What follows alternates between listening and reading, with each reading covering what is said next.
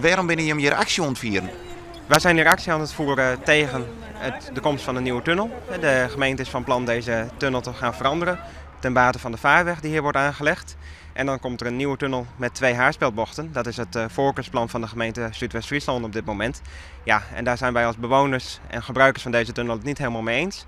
En vandaar dat wij hier vandaag actie aan het voeren zijn om zoveel mogelijk handtekeningen te verzamelen in eerste instantie voor het behoud van een veilige, snelle en rechte tunnel. Want het plan voor de tunnel, zoals die er nou liggen, waarom is die tunnel gevaarlijk?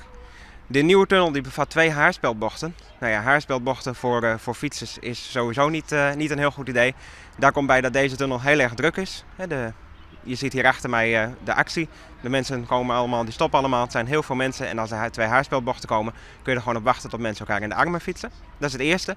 En het tweede punt is de oudere mensen en de mensen die wat slechter te been zijn in het algemeen.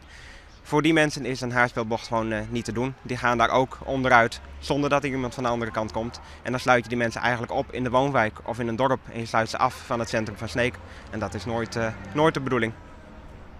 Je hebt actie. Wat houdt die actie nou in? Wat ben je aan het doen? Wij zijn op dit moment handtekeningen aan het verzamelen en die worden dan later aangeboden aan de gemeenteraad van Sneek. En op die manier proberen we de besluitvorming te beïnvloeden.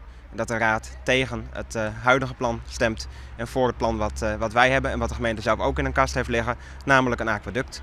Is iets duurder, maar dan blijft de tunnel gewoon wel recht.